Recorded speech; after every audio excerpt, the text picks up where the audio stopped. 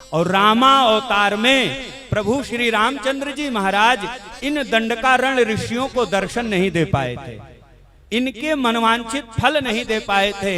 ऋषिगण परेशान हो गए, भगवान से उलाहना देने लगे, प्रभु कितनी मैंने तपस्या किया है आपके लिए, आप मुझे दर्शन क्यों नहीं देते हो। भगवान ने दंडकारण्य के ऋषियों से कहा, रामावतार में प्रभु श्री रामचंद्र जी महाराज ने, कि जाओ, रामा अवतार में मैं आपके मनोरथ को पूर्ण नहीं कर पा रहा हूं। कृष्णा अवतार में जब मैं चंद्रवंश में आऊंगा, उस समय तुम ऋषिगण ही गोपियां बन करके आओगे और तुम्हारे साथ खूब नृत्य होगा, गीत गाएंगे, मनोरथ के आपको पूर्ण करेंगे और दर्शन देने के लिए मैं स्वयं आऊंगा, आपको कहीं नहीं भागना पड़ेगा। प्यारे भगवान को वो प्रतिज्ञा अपनी याद थी कि मैंने इन ऋषियों से प्रतिज्ञा किया था, वही ऋषिगण आज गोपी बन करके आए हैं। प्यारे, ये गोपियों का भाव है। गोपी शब्द का अर्थ और क्या होता है, गोभीर पिवत इति गोपी। गो माने होता है इंद्रियां, गो शब्द का अर्थ होता है गाय और बैल, दोनों अर्थ। यहां पर गो शब्द इंद्रियों का, पी शब्द पा माने होता है पीना। जो अपने इंद्रियों के द्वारा भगवान का दर्शन करे, भगवान के दर्शन का पान करे, कहा उसी का नाम क्या है, गोपी है। आज ये भाव है। भगवान माखन मिश्री चुराने के लिए जाते हैं, कहां जाते हैं, ग्वाल बालों के यहां जाते हैं। प्यारे, अब ग्वाल बालों से कहा, छोटे छोटे नन्हे नन्हे ग्वाल बाल हैं, चलो तुम्हारे लिए मैं माखन मिश्री की चोरी करेंगे। ग्वाल बालों ने कहा, कन्हैया अब यही बाकी रह गया है क्या, चोरी करना भी सिखाओगे। वाह, भगवान ने कहा, देखो ये जो श्री दामा नाम का मेरा मित्र है, ये कितना दुबला पतला है, और ये गोकुल के लोग, ब्रज के लोग क्या करते हैं, दूध निकाल करके वो सारा दूध मथुरा में पहुंचा देते हैं, इनको खाने पीने को मिलता ही नहीं है, अब चलो चोरी ही किया जाएगा।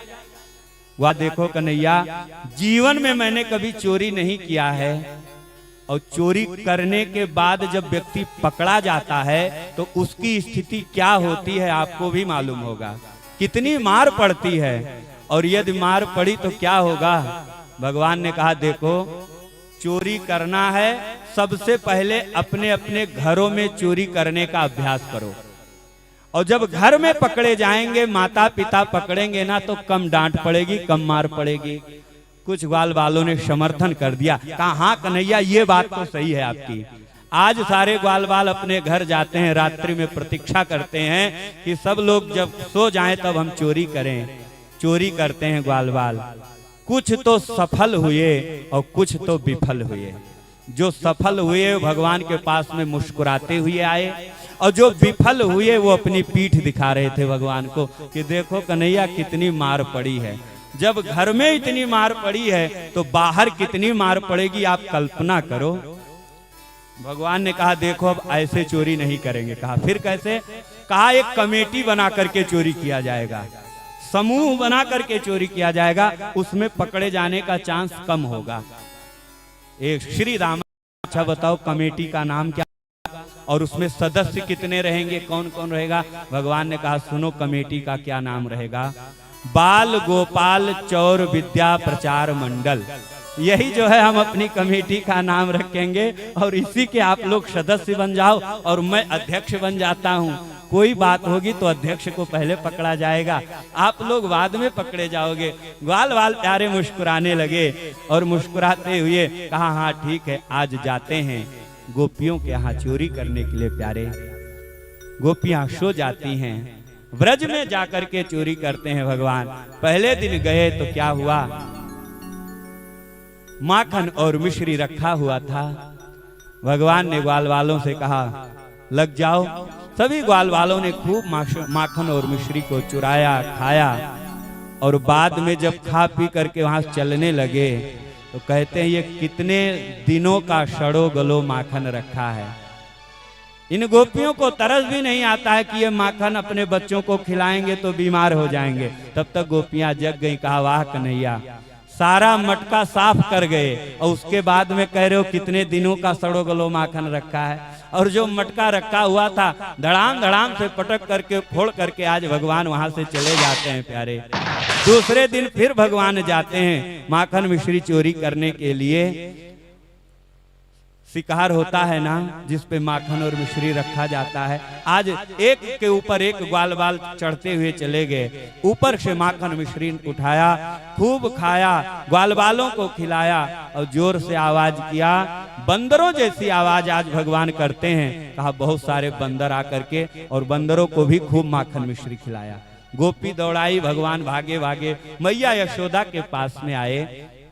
गोपियों ने शिकायत किया माँ यशोदा से, ये खुद स्वयं तो खाता ही खाता है, ग्वाल वालों को भी खिलाता है और पता नहीं कहां से ये बंदरों जैसी आवाज करता है। बहुत सारे बंदर आ जाते हैं, उनको भी खिलाता है, इसको समझाओ। मैया यशोदा ने कहा पकड़ करके दिखाओ।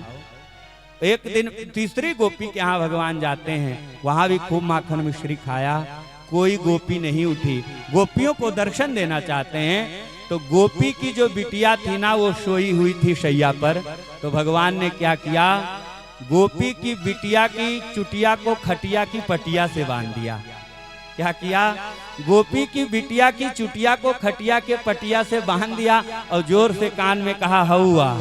और जैसे हौआ कहा वो उठना चाहिए, लड़खड़ाई, गिरी। भगवान ताली बजाते हंसते हुए ग्वाल वालों से कहा अब यहाँ से चलो नहीं पकड़े जाएंगे प्यारे।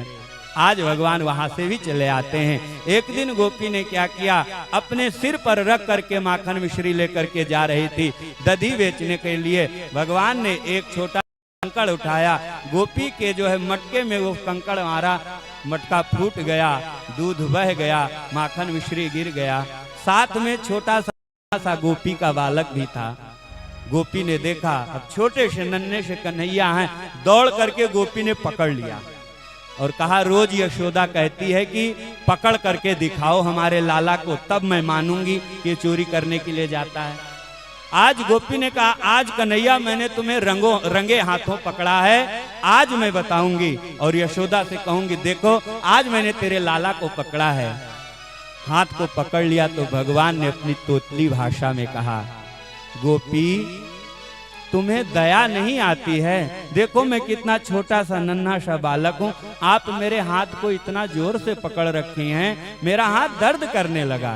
गोपी को दया आ गई भगवान की सुंदर मधुर वाणी को सुन करके। गोपियां क्या बड़ा बड़ा घूंघट कर रखती लगाए रखती हैं प्यारे।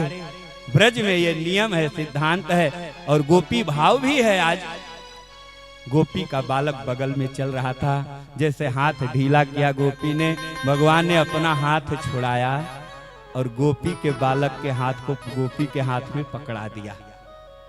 अब गोपी को पता नहीं है कि मैं किसका हाथ पकड़ रखी हूँ। भगवान दौड़े दौड़े गए माँ यशोदा के पास में, लिपट गए माँ यशोदा से, खूब स्नेह किया, प्यार किया। इधर गोपी आई यशोदा मैया के दरवाजे पर, आवाज लगाया यशोदा देखो आज मैंने तेरे लाला को रंगे हाथों पकड़ा है।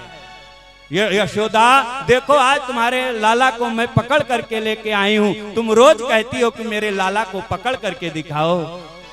मैया यशोदा बाहर निकली और देखा कि हमारा लाला तो अंदर है। मैया यशोदा ने कहा गोपी अरे भांग वांग खा करके आई हो क्या, पहले अपने घूंघट को उठाओ देखो तो। गोपी ने जब अपने घूंघट को उठाया देखा मैं तो अपने लाला को ही पकड़ रखी हूँ। तब तक भगवान उधर से निकल करके आए और अपने हाथों अभय मुद्रा में गोपी को आशीर्वाद दिया और गोपी से कहा गोपी सब ठीक ठाक है ना, कुशल मंगल है। गोपी ने वही पार ब्रह्म परमेश्वर को प्रणाम किया, लाला तुम्हारी लीला को सब लोग नहीं जान सकते हैं, आज मेरा जीवन भी धन्य हो गया कि मैं शिकायत लेकर के आती हूँ। अरे मैया कन्हैया की शिकायत क्या करूं पनघट पे।